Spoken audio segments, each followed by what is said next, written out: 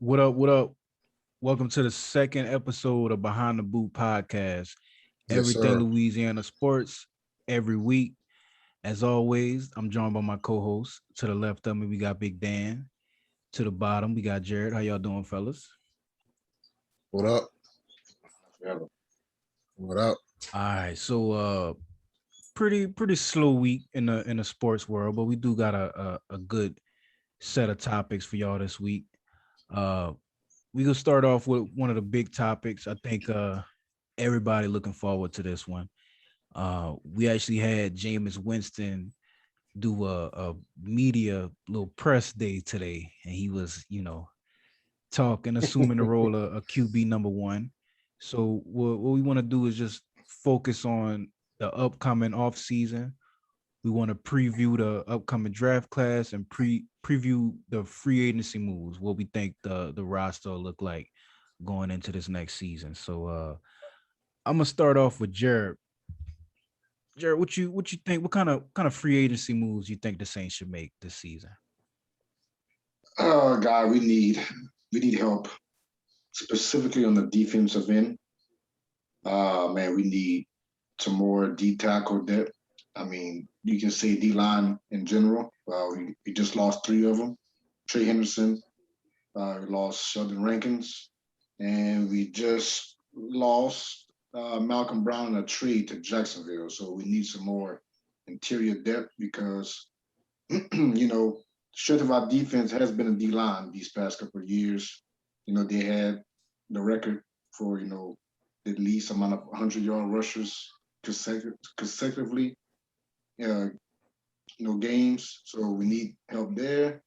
We need help. Weak side linebacker because Quan is no longer with the team as of now. They might I bring hope him they back. bring Quan back. Yeah. They might. It might not. Who knows? But that leaves us with some Alex Enza loan shit. He's But not there he, neither, Jay. he's He's a probably free not. agent also. I know, but that's what it would be if they decide to sign him back. But he probably a special team guy, and we can also use some cornerback depth. Cornerback because they just released uh, Janoris Jenkins also, so that leaves us with P.J. Williams and agent Patrick Robinson. So my guess is they're gonna go D line first. I need that. I would rather a veteran D lineman, some quality depth. Make sure but we still got Shy Tuttle, still got Malcolm Roach, but those guys are up and coming. You don't know what you can get out of them. Yeah. But I would say either D line or side linebacker is the two most important to Yeah. me. And you definitely took my take. That's what I was gonna say. I think we need to get a veteran presence on the D line.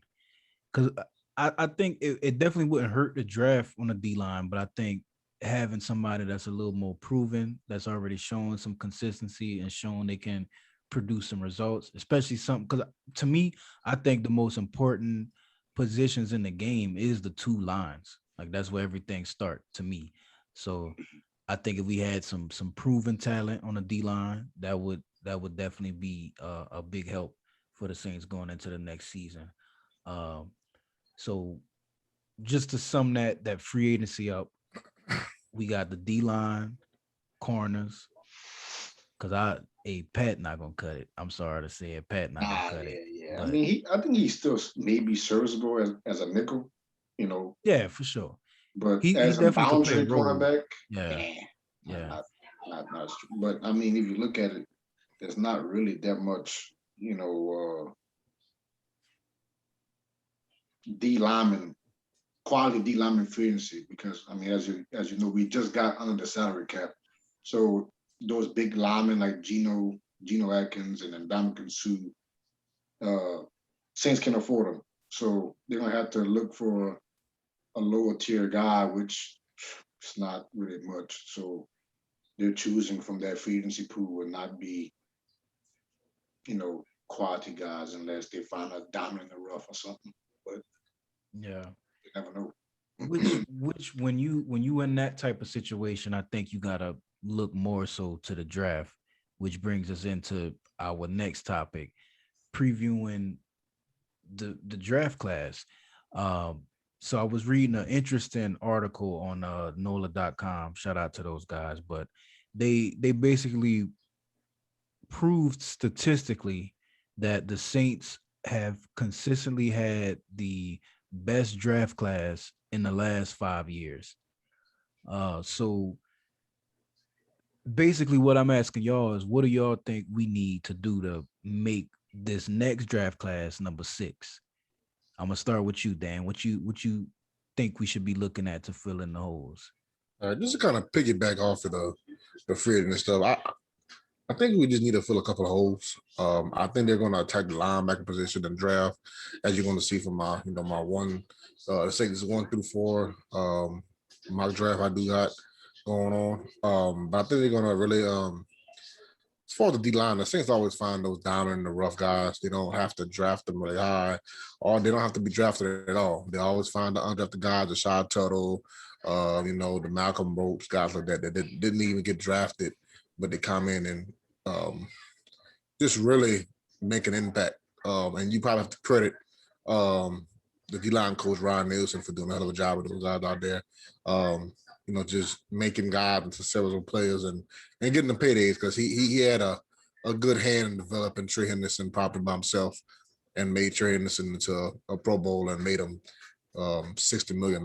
So shout out to that guy. He should have probably been a decoy for LSU, but some stuff happened. So we're going to not touch that subject. But as far as the draft, I think this draft is very, very as far as top to bottom, it's pretty steep as far as skill positions.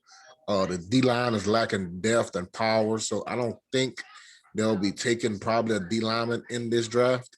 I think if they do like somebody in the later rounds, I think they will pull the trigger. But I think they're going to attack most of the skill positions as far as receiver, corner, and linebacker. And if they do like a lineman, I would like, as my draft is going to show, they're going to go ahead and probably snatch one of those linemen as well. As far as my draft, I got them looking at receiver. I got them either going Kadarius Toney or Rondale Moore at the 28th pick.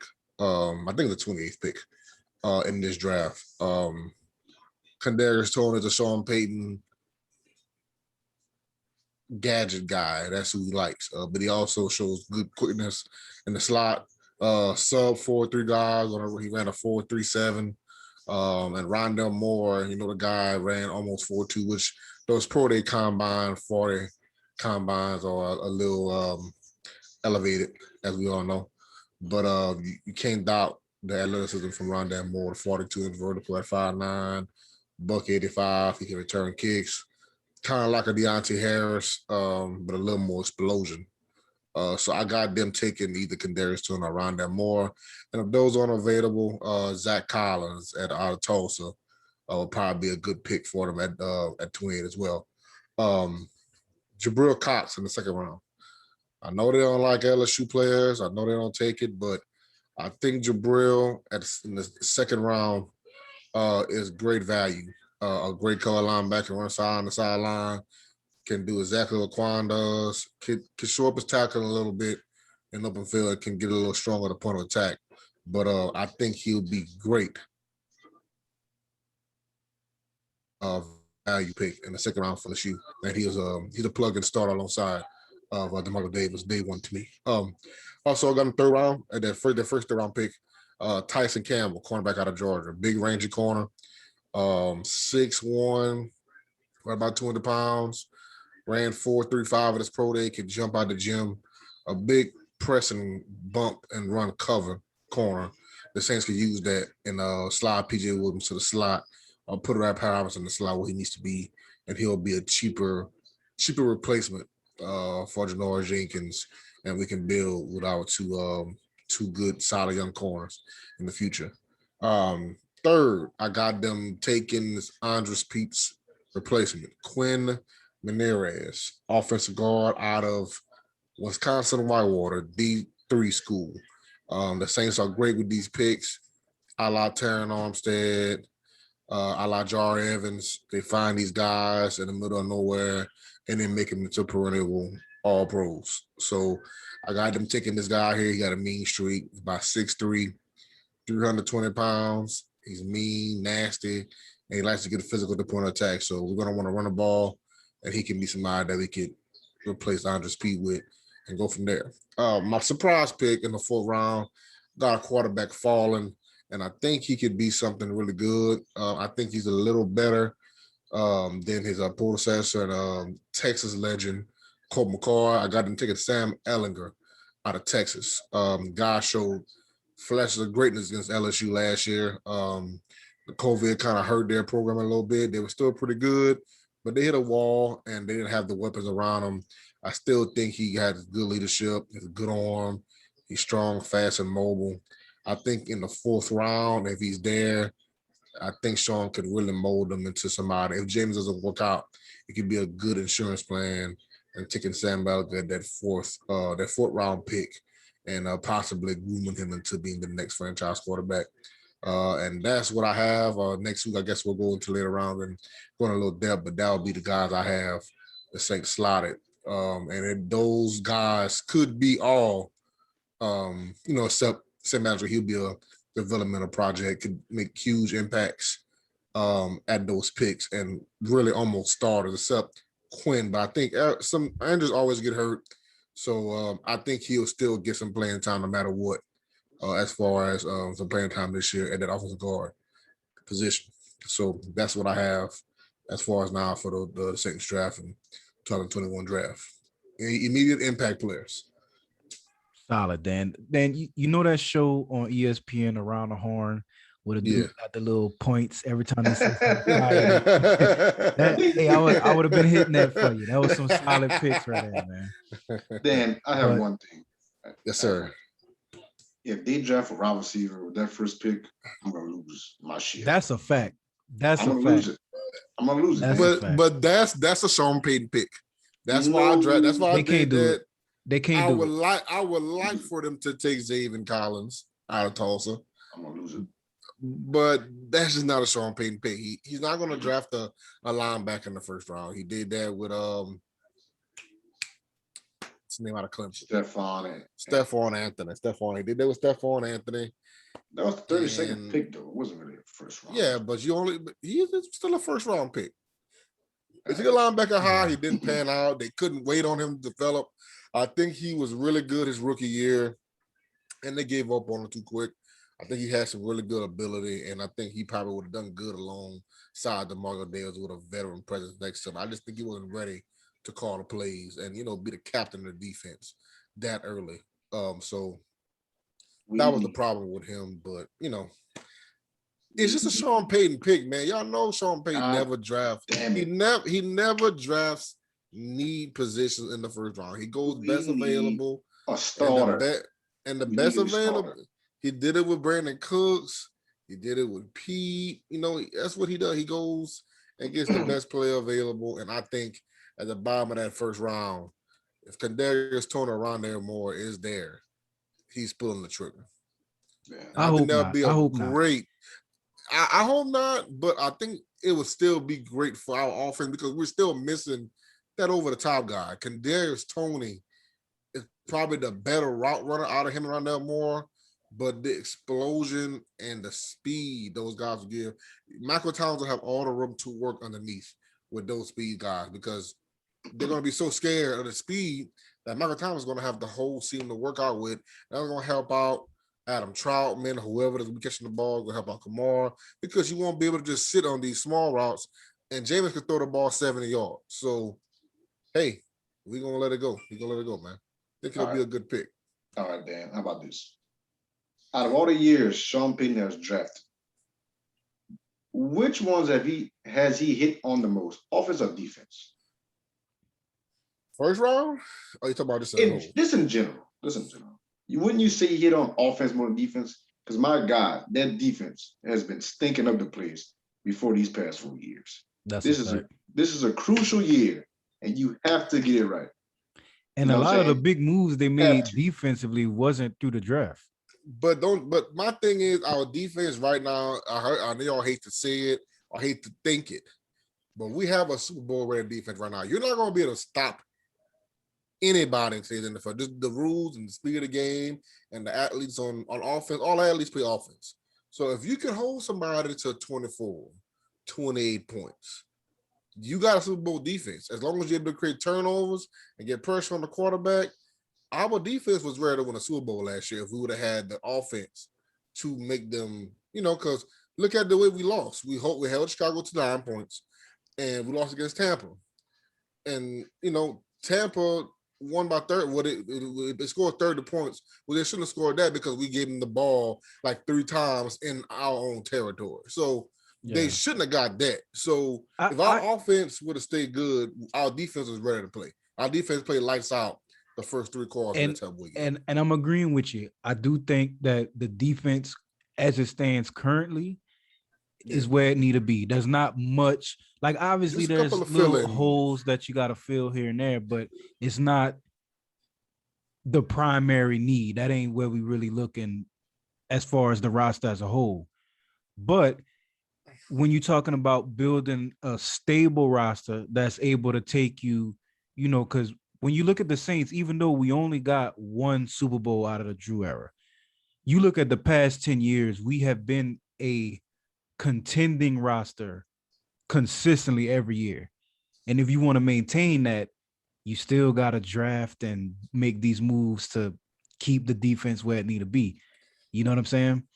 Exactly. I just think that our defense is really young, and we got all the pieces we need. We just need to feel. To me, I don't think someone's gonna take a linebacker or defensive player unless it's a star that drops really, really late. I don't think he takes that because they really like Zach Bond. I'm telling you, like they got Zach Bond. I'm being the Quan. I think that's why they really let Quan walk and then try to renegotiate his contract because they like Zach Bond. And Zach Bond is an athlete, exactly like Quan. He can run. He was a safety in college to begin with. He ran 4.4. He can run hit. He just got to learn just his zones and stay in gap discipline. But as far as that, I think they're gonna want to play Zach Bond because you look at the Saints play like a 4-2-6 multiple scheme. They don't really run 3 linebacker scheme. That's why Alexander only wanted to leave because he wasn't really good on the field. So technically he was a starter, but he was not a starter because they ran the 4-2-6 and dropped city dudes down as like that linebacker safety hybrid. So he didn't really get any playing time. So all you need is 1 linebacker on the side of Mario Davis and just a couple of depth pieces in the back of them. I really would like to see Zach Bond because they put him in the 3rd round last year. So if we can see what he can do, this is the time we need to know now if he can play or if he can't play.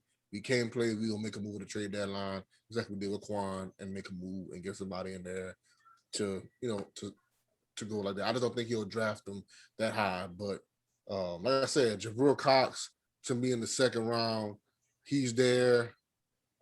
I think so. I think Sean will take him. No, he's going to fall the 2nd round. I think he's going to fall the 2nd. It just depends on if anybody has a dire need, for a linebacker like Jabril that early. I think they got him ranked right like the 5th best weak side linebacker right now. So I think he might fall to the 2nd, 3rd round. A lot of my drafts I've seen was the 2nd, 3rd round. So hopefully that's great. We need cornerback or D tackle. All right. If JC Horn falls, you trade up to get him. That guy's big, physical. He has a hand problem, but that can be corrected. You need you an ace on the side of Marshawn Lattimore. You need that's true. I think, like I said, if they do have somebody that do drop, and I really don't think that Asante Samuel Jr.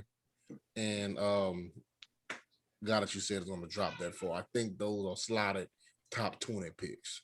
So what are you going to do? What you want to do? Reach on the bottom of the 1st round? Either you trade up or you draft you a D tackle. But they don't have Alabama, Christian Barmore. You can't go wrong with a nice Alabama D tackle. But they don't need a starting D tackle though. Is what I'm saying. We can use the depth, but we don't need a starting D tackle. I think Shy Turtle showed that he could play good and well and play on the opposite of David Amiana. Sparingly. And I think he played good, man. I like Shy Turtle. I think he's big, strong. He was rotating. Yeah, but I'm saying like I think he could play inside David, and they'll be comfortable with Shaw Tuttle. And then just to me, I think if you take a D lineman that high or defensive tackle that high, you're gonna have to play him. And we don't really need to draft the one that high right now, because if you look at the Saints' history, as far as D linemen, who did we really hit on besides Cam Jordan? All right. Who do we hit on a first round wide receiver? Cedric Ellis. Okay. How about wide receiver? I mean, we don't really draft first round wide receivers. Come on, Kevin. Except Brandon Cooks. Exactly. Brandon Cooks was the last one, and that was the only first round wide receiver Sean Payton drafted in the Saints since he's been here. That goes to show Brandon Cooks was a Pro Bowler. But that goes to show you don't need if he didn't draft start wide receivers in that offense. If he wouldn't have bitched and moaned and gripe to get out of New Orleans, that would have been one of the best formidable duos in the NFL. Brandon Cooks and Michael Thomas, they complement each other perfect. One's the burner, one's on the knee route. But he couldn't accept the fact that Michael Thomas was getting more balls thrown to him. And whatever, let bygones be bygones, that's the past. But at the end of the day, I think value at the end of the first round, Kadarius Toney and Rondell Moore, if they're there, Sean will take them, because we do need an upgrade at that second receiver. Because what are we going to play? Traquan Smith? They can't sign nobody. We have no cap room, so we need somebody to be a reliable, decent, consistent target on the other side of Michael Thomas. Because what's going to happen? Michael will be getting doubled again. We don't have Jared Cook to stretch the field, even though he was trash. He did get open. He dropped a couple of passes. He fumbled, but he did stretch the field vertically. We don't have that anymore. Adam Troutman is a position receiver, a position tight end. So we need somebody on the other side of Michael Thomas to stretch the field. Deontay Harris has shown that he can get down the field, but he's still a kick returner. He's too small. Hurt. He's too small. He's fragile. He's 5'5", $160. Like, he can't take a hit. He's small too. Yeah, but he's right about 190. He's 5'9", 190. That's stocky. Remind me of Percy Harvin. I don't know about you, but I like what I saw out of Marquez Callaway. That's a fact. I was just about to say that. I love Marquez, but again, Marquez is more of a possession receiver. He's not a burner. One more thing. I just need a Dever, bro. That Sean Payton's offense is a wide receivers and quarterback dream. If Drew Brees can make some Devery Henderson, some Robert Meacham, Marcus Colston, all these guys into formidable wide receivers, then why can't Sean Payton, Jameis? If they're not open, you still got Alvin Kamara. You still got Michael Thomas. All these guys you do is just run the route concept. You have a burner now. Deontay Harris, Marcus Callaway can run too. He's no slouch in running. I mean, why? You ran 4.6, yeah? Who ran 4.6? Marquez Callaway. Why he didn't get drafted? But be honest though, like, okay, you think between 40 time and actual game speed. That's understandable. I understand that football speed and track speed doesn't always translate. But if you look at Marquez Callaway catching the ball, you notice that speed don't really flash out to you. He don't really flash out the screen. You know what I'm saying? He's good. He gets open, but you're like, damn, Marquez is quick. Like, you don't get that. What I'm saying is, but you mentioned like Meacham and Devery, those guys had ability to get down the field. Those are two burners that Sean Payton always had. We didn't have it the past 2 years. You know what I'm saying? I mean, we had to have a quarterback. That's what we need. We need somebody to be able to run. Deontay Harris he could be that, but we need him more on special teams, and he can't take the hits. He can't. This is what lead me to where I wanted to go next with it, because we talked about the early picks, but I think there's a couple places we can look as far as value picks later in the draft. So I didn't really do like a mock draft or nothing like that, but I just got a couple little looks for later on in the draft. So the first guy that I had in the fourth round with the 144 pick, the New Orleans Saints select Patrick Jones, Pittsburgh. This guy's a edge rusher out of Pittsburgh, super explosive. He quick on his feet. He got nice pass rushing moves. I think one of the only negatives for him is he not really good with like the run recognition for run stopping, but I think with his tangibles, that type of thing could be taught. You know what I'm saying? So I feel like if he was available at that fourth pick, that would be a nice value pick. And I think that would be good in filling that hole from losing big rank. Because, And I mean, if another sleeper pick, man, I think it may be on one of those third picks, or if they don't draft a cornerback on the fourth round, if Tyler Shelvin drops, I think he could be a good pickup as well. that's a And fact. he didn't play last year. He probably would have been a first round pick if he just decided to come out last year and didn't, really he was a little he decided he wanted to come back and he didn't, so and he opted out. So it really hurt him in his draft stock. So he's dropping down to the third round. But if he drops any lower than that, then the Saints are there. That could be a great value pick as well because he's a disruptor, big, strong, and he can push the pocket. So that could be another one as well. And another one I want to look at also as well later rounds. I forgot his name. I'm sorry, guy. Shot y'all next time on the podcast, man, if you ever watch it. But this is offensive guard from Grambling. He is mean, man. I'm talking about he's stout, 6'1" and a half, probably about 6'2". He's about 310. And he just looked like somebody that just want to beat you up, bro. He mauls you down that offensive line, that offensive guard. He's a good, strong run blocker, bro. He's strong, and you can't move him, bro. Like he was at the Senior Bowl, bro. He was moving people, and that's saying something from a guy from Grambling State.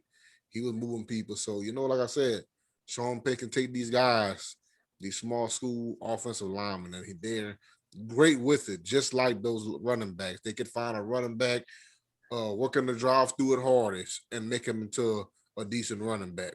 Chris Ivory, Pierre Thomas, Kyrie Robinson. Sean find these guys everywhere and can make them into a decent running back, almost Pro Bowl type.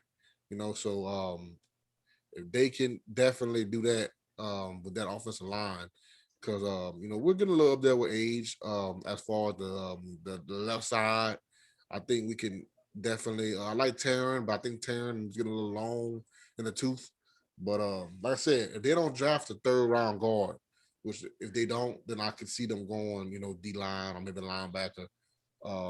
Then I would like to see in that fourth pick, that fourth round pick, go after the Grambling offensive guard, and I think he could definitely push some time from and the speed, and definitely we'll see playing time as well. Just like Quinn, I think if any of those guards get drafted, they'll see some playing time because I think they'll be better than Will Clapp instantly. Even though I love Will Clapp, but I just think they have better ability and more athletic than Will Clapp because Will Clapp is just a fine guy, man. Good, solid technique and stuff. He'll get his hands on in them, but he's just sometimes he gets a little matched with the bull rusher. So, but that's all I got on the draft. That's a bet. That just lead me to my last pick for as far as value picks in the draft. So I think with the 6th round pick, we got pick 218.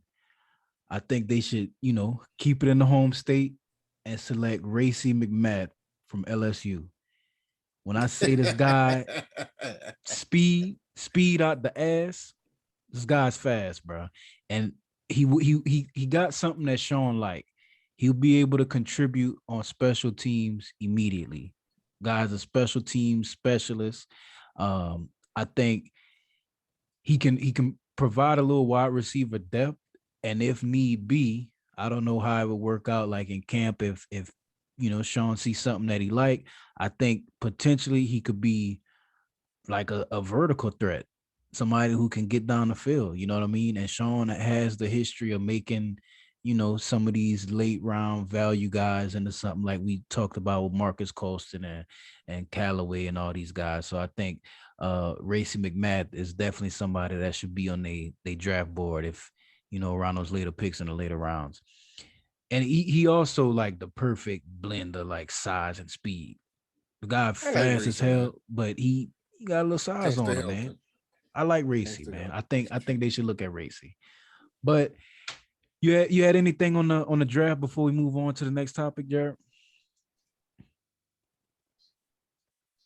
I'm good around dunes.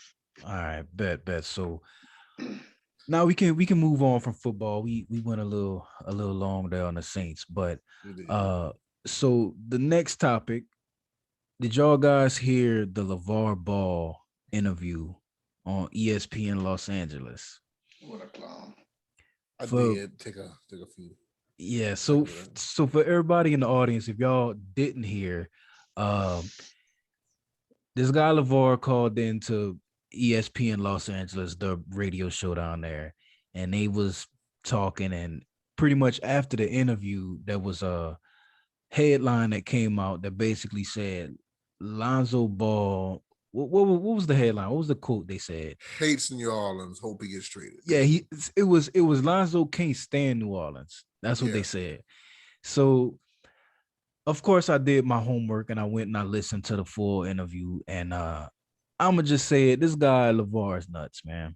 This guy, he said basically what he was talking about in the interview is that he feels like once Zoe and LaMelo's contract is up, they're gonna go to the same team, whatever team that may be, is also gonna pick up Jello, and they're gonna be the best trio that the NBA has ever seen. And he was, at least I think he was serious. He sounded serious. I hope he wasn't, but that's where all this stuff in the headlines came from. So, and I will say the Pelicans, they sat Zoe for the second night in a row tonight. Shout out to the Pels though. They up 110-88 right now, but they sat Zoe for the second night in a row due to right hip flexor. So whatever the shit that means. So he might be out the door. What y'all think about the roster moves? Y'all think Griff gonna blow this trade deadline? What y'all think? Let me start on Lavar, man. I was one of Lavar's supporters. I really like the way he great promoter. He promotes his sons, man. He has a good brand. I fuck with it, bro. But look, man, this Lonzo is 22 years old. Let the man make his own decisions in life, bro. You cannot be going on national TV and make a mockery out of your son and out of his organization that he plays for. Because Lonzo's under contract. What Lavar needs to realize, the Pelicans has his rights. So it don't matter if the Chinese league signed him to a $300 million contract. At the end of the day, if the Pelicans want to match him, he's going to be in New Orleans. Yeah. Now, like I said, he can try to force his way out and put a little AD move, but I don't think Lonzo has that kind of pull. He's not a superstar. I love the way Zion and Zoe play together, but Lavar, he needs to chill. He needs to be supporting his sons and everything that his sons do, and keep out of their money, out of their business. It's cool. It's cool if they want to share their business, or I know their dad like taught them everything. But as far as you do not, like, it's crazy. Like, you do not write their contracts for them. Like, you're not their employer. You can't be making these wild and stupid accusations that Lonzo never came out with. You know what I'm saying? And Lonzo is just like he's more of a sit back and see kind of guy. He's not a really vocal guy. You know, Melo is more the vocal guy, the flashy one, but you know, Zoe's the mellow dude. You know, he sits down and relax and shit, and he does stuff. He does his work, put his head down, doesn't talk much trash. That's the kind of Zoe again. I like a guy like that just does his business and go on by his day. You know what I'm saying? Doesn't talk too much trash. But yeah, Lavar's completely out of line with this, man. This as far as it's not going to happen, because as far as Jello, it's going to be another 4 years before Jello even has the opportunity to even play with Zoe, even if that's the case. Because even if Zoe signs a 4-year, $80 million deal that they have on table, which $20 million isn't really that bad, honestly, as I think about it, because they got a lot of bum people they paid Solomon Hill $72 million. That's a fact. I can give Zoe $2 million extra dollars a year if I can get production the way he's doing for Solomon Hill. So that's not bad to me. I could see them signing Zoe to a 4-year, $80 million deal. I don't have a problem with that. The problem is this is it's ridiculous, man, because your son is playing well and you're literally taking him out of his game. So I could tell it's wearing on him. I really don't think he has a hip flexor strain. I don't think Griff. I don't think Griff wants to trade him. I think Griff wants him in New York. I think Griff really wants him in New Orleans, but I think he sat him because of the distraction, and he let Lonzo catch his head. I think if Lonzo would have came out, I think they actually hearing offers on him. I don't think that. I think they filled it in a little bit, but I think Griff wants to keep it, but I also think that there's a little bit of both. Because if Lonzo would have come out and bummed it up, Twitter would have been on fire. Oh, Lonzo selling out. He don't want to play for New Orleans, man. Fuck him. You know what I'm saying? Like that'd have been Pell's Twitter. Well, it's still a lot of that. Not on Pell's Twitter, but just NBA Twitter. It's a lot of that. Right. I see the hashtag FreeZo at least 100 times a day.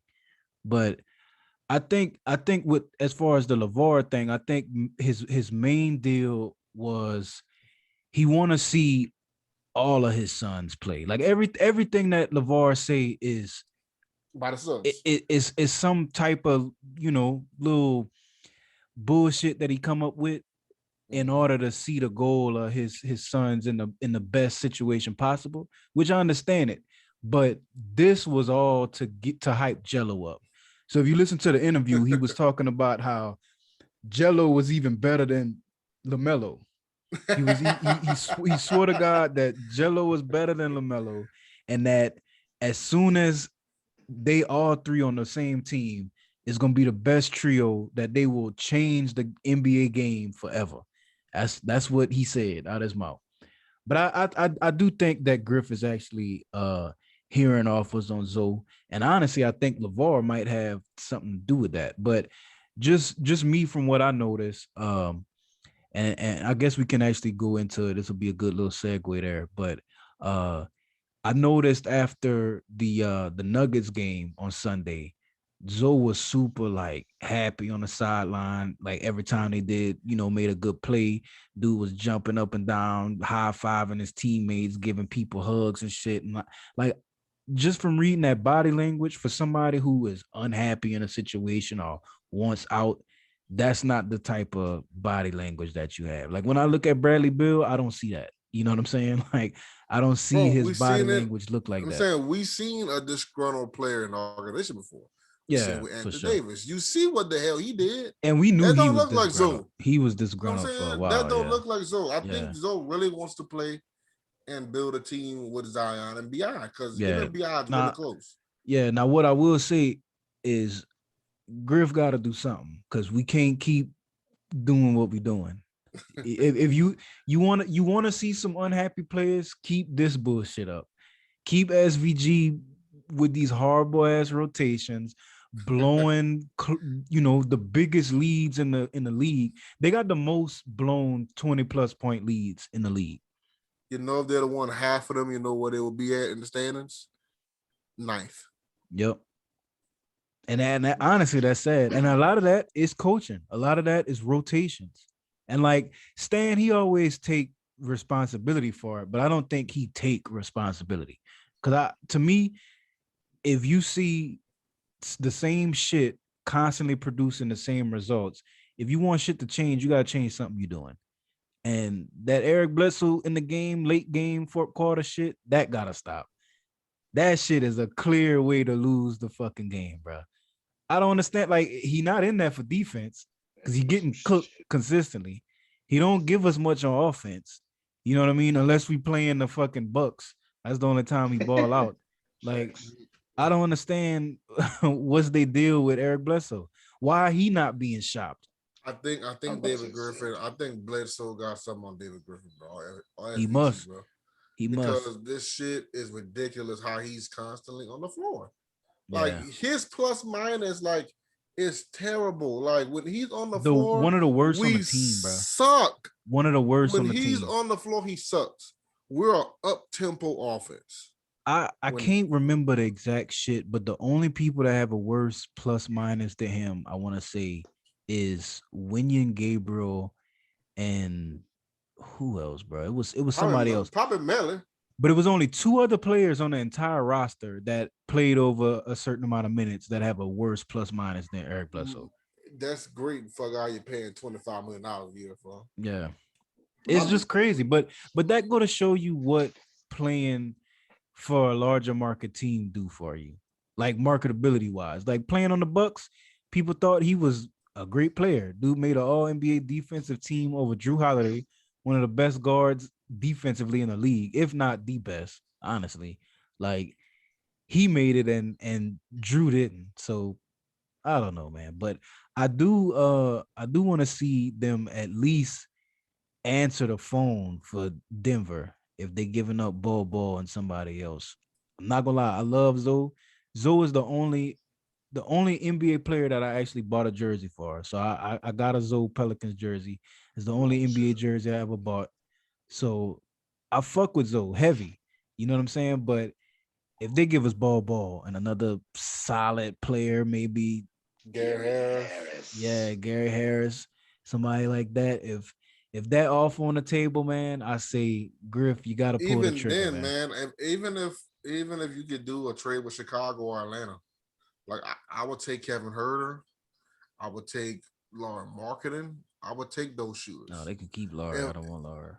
I'll take Laura, man, because he's a stretch big and he can shoot. Just because the fact I think he would fit better on there. Like I love Steven Adams, man. I know y'all don't want this, but what about Steven Adams? His trade value? You think we can maybe get off his contract? I like Steven. He's great, but I think Jackson Hayes' development we can maybe move on from. If Jackson continues to play like this, Jackson has another double today. If you already know, but he's been balling. Just his development, which I think Steven Adams is a big part of them. Big part of him playing better. But just you think we can move off of him? Maybe we can maybe we can keep Lonzo. Maybe we can pair him and Bledsoe, and maybe send him to Orlando, get Mo Bamba or Aaron Gordon, maybe something, man. I just think that if we can because we're gonna have to give it somebody. We're not gonna get nobody. I know this fantasy world, Pels fans live in. We can trade a little and get back a lot. It's not gonna happen. We're gonna have to give up somebody to get somebody. So if it's Zoe, I like Zoe. Not much of a fan as you are, Ryan, but fuck him. You know what I'm saying? like if we can get better, if we get better shooting and another, a solid, good wing defender for him, if we can get Kobe while Lauren Marketing, and we're gonna have to give somebody else. So it's not just gonna be just, Bledsoe for Kobe White and Lauren Marketing. That won't happen. It's gonna be Lonzo Ball, Eric Bledsoe, and another one, and probably a pick to get those guys from Chicago. And just the main reason being, I don't think Chicago wants to max. They don't want to give Lauren a max, and that's their reason. I don't think they. He don't deserve a max, and I don't think he does it. But I don't think he's in the right situation.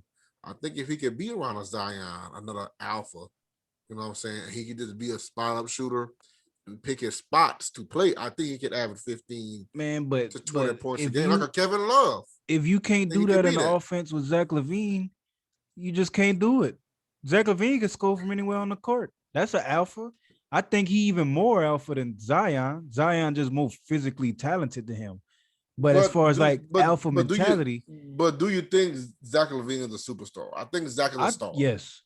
No, Zach LaVine is a superstar to me. I don't know, man. I don't know about that. I love Zach LaVine. I love his game. You could count on one hand the amount of niggas that can do what Zach LaVine do. He scored from all 3 levels at the highest level. He do. But is that translating to wins? But he played for the Bulls, though. But exactly. But people that can score, like that usually make his teammates better. But I'm saying if you look at the standings, I don't know where they at now. But the last time I looked, I think they're in the playoffs. It was a 6th seed last time. I'm saying if you the 6th seed with that ass of a team, bro, I can't even name one nigga worth of shit. They next best player is Thaddeus Young, my nigga. That is trash. Come to Whiteside. Yeah. All right, yeah, but he a young Kobe guy. White. Lavar's But good. Thaddeus has been consistently like the second guy, like the difference in games. The And if old Thaddeus savvy Young vet. is your second guy, bro, you got problems as far as roster wise. Like I do like they hire Billy Donovan. I like that type of shit, but I don't think, part of the reason Chicago is a dumpster fire is because of Lauri Markkinen. They put all their stock into Lauri. They built the roster around Lauri, honestly, and it just don't work because he trash. Like honestly, I think trading Zoe for Lauri Markkinen is we lose that trade. He just gonna be another Melly. He'll be better than Melo though. He He not can better hit a than me. He shot. not. My only thing He better is- than Melly, but not by much. Not worth trading away. He's way more athletic than Melo, bro. Like Lauri be Nah, dunking on he him, is. bro. But I also think that a lot of the reason why Melly didn't produce, because I don't know if y'all peeped the video I sent to the group, Nico Melly highlights. Nico is a baller, or he was a baller.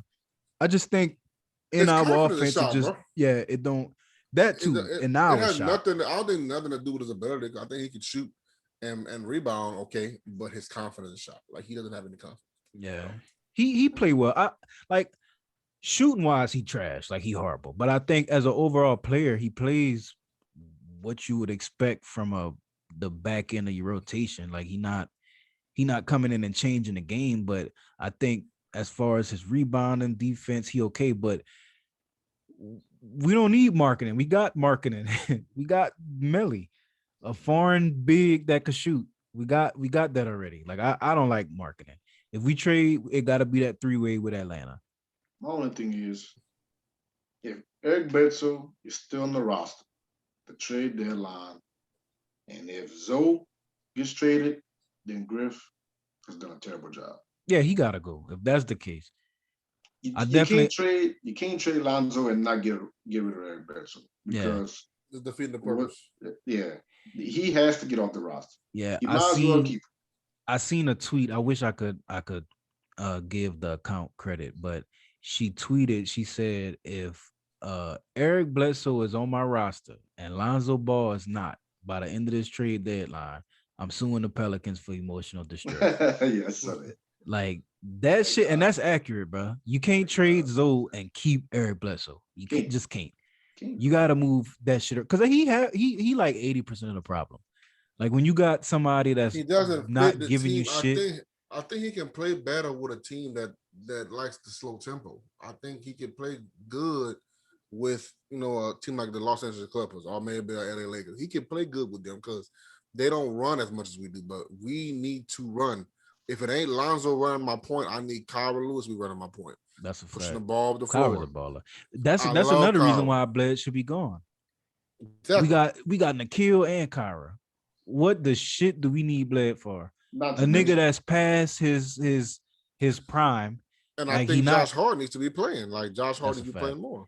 That's a And fact. I just don't think we don't have no room for Eric Bledsoe, and that's pissing me off because it's taking minutes from guys that's hungry to play.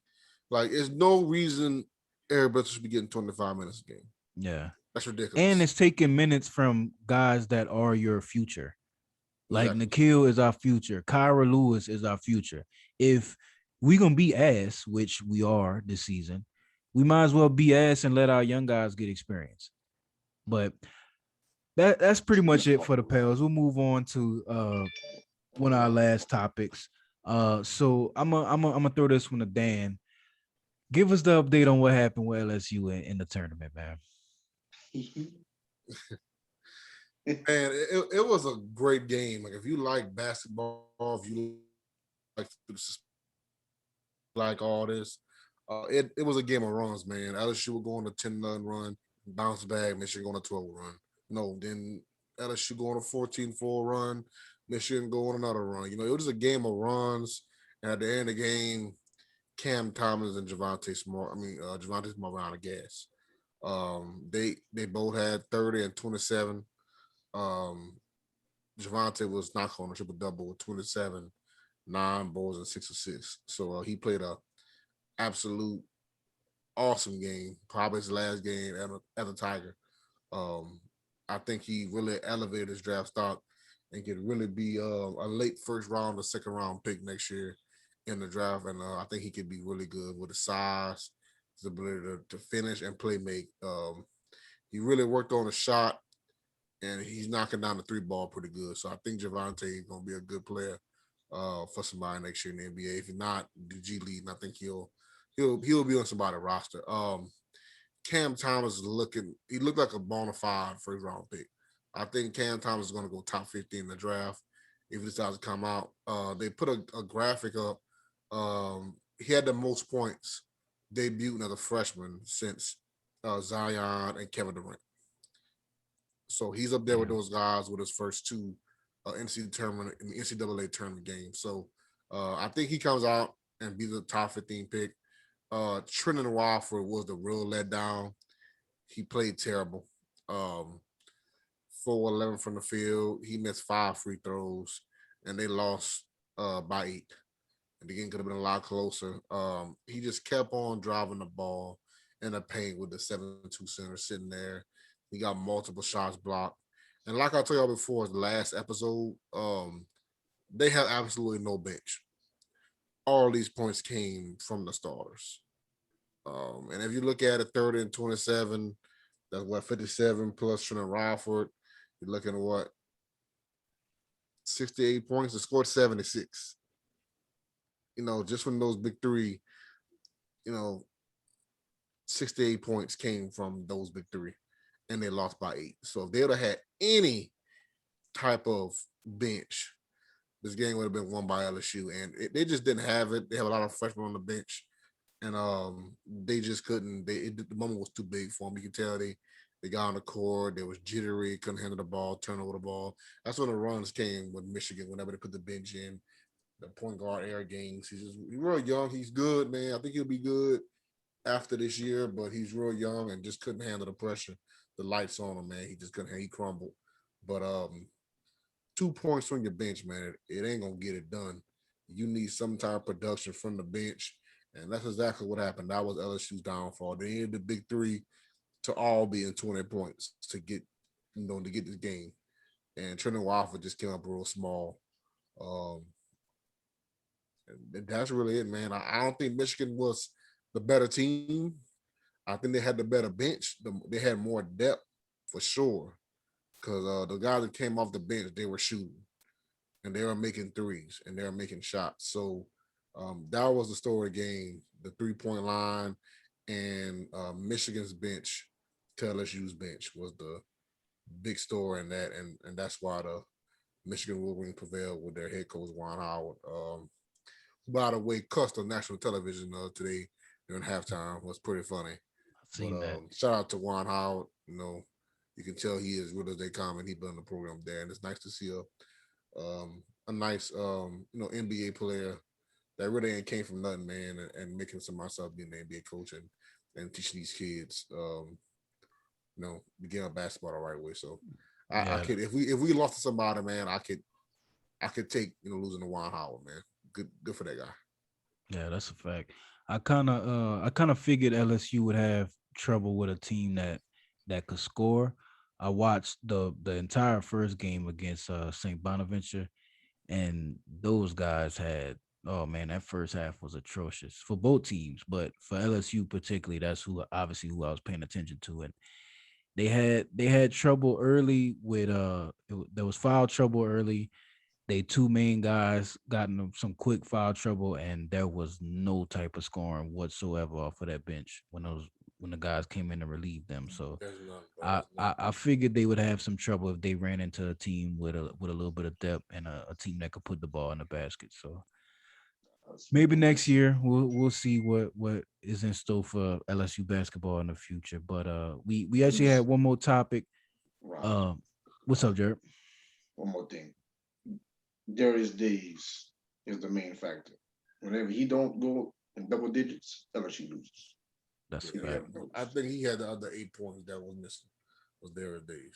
Every time Darius Days scores in double digits, LSU wins. So And they were like 12-0 this year when he was double yeah, digits.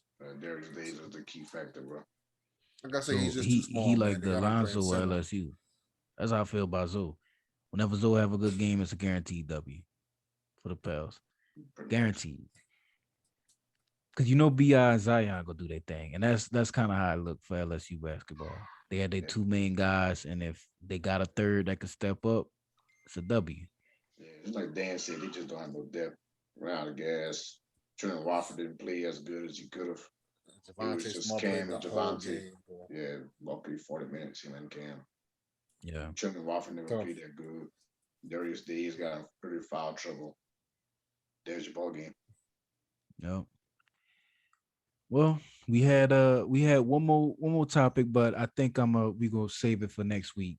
So for everybody tuning in, I hope y'all enjoyed the second episode, and I hope y'all come back next week. Again, this is Behind the Boot podcast, a Louisiana sports podcast, where you can get everything Louisiana sports every week. No, by the way. Yeah, Louisiana.